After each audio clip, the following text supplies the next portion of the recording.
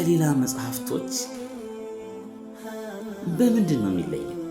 ተአምራዊነቱስ ምንድን ነው? አሰላሙ አለይኩም ወራህመቱላሂ ተዓላ ወበረካቱሁ። ዛሬ ደግሞ ስለተከበረው መጽሐፍ ስለ ሰው ልጆች መለኮታዊ መመሪያ ስለሆነ ቁርአን ትንሽ ለማውራት አላህ ሱብሓነሁ ወተዓላ ረመዳንን የተላቀበት ዋናው ምክንያት ቁርአን የወረደበት ወር ስለሆነ በለዚህ ነው ሱረቱል በቀራ ላይ ሸህሩ ረመዳን አለዚ ኡንዚለ ፊሂ አልቁርአን ሁደን ሊናስ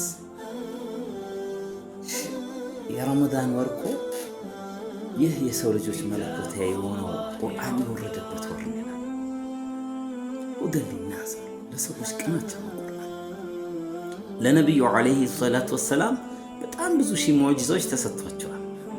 ከሙዕጂዛዎች ትልቁ የሚባለው ሙዕጂዛ ቁርአን።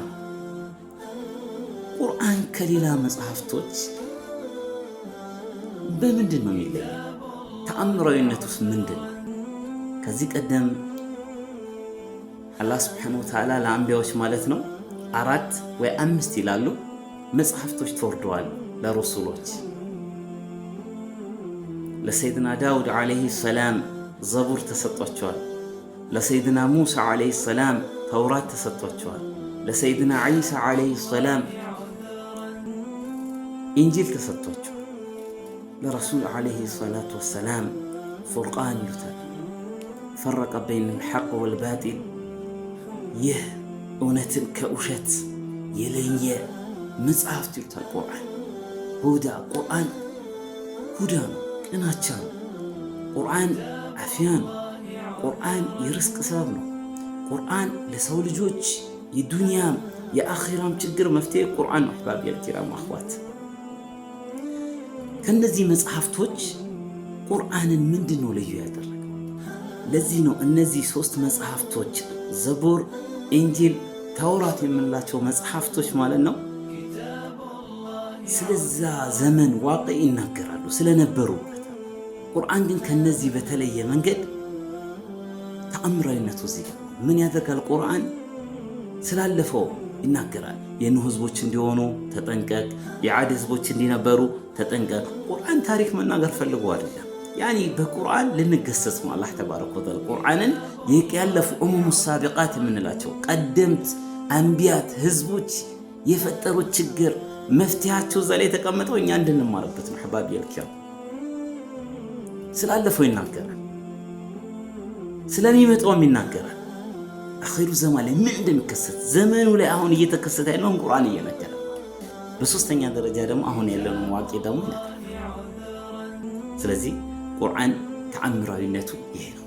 ነብዩ አለይሂ ሰላቱ ወሰላም በዚህ ረመዳን ሰይድና ጅብሪል አለይሂ ሰላም እየመጣ ነብዩ ሰለላሁ ዐለይሂ ወሰለም ያቀራቸው በአመት 1 ጊዜ ወይ 2 ጊዜ ያናብባቸው ነበር ቁርአን። ነብዩ አለይሂ ሰላቱ ወሰለም ለቁርአን ትልቅ ክብር ነበራቸው በዚህ ረመዳን። ስለዚህ ይህ ቁርአን ለሰው ልጆች መፍትሄ ሆኖ ነው የመጣው። ስለዚህ ረመዳን እየመጣ ነው።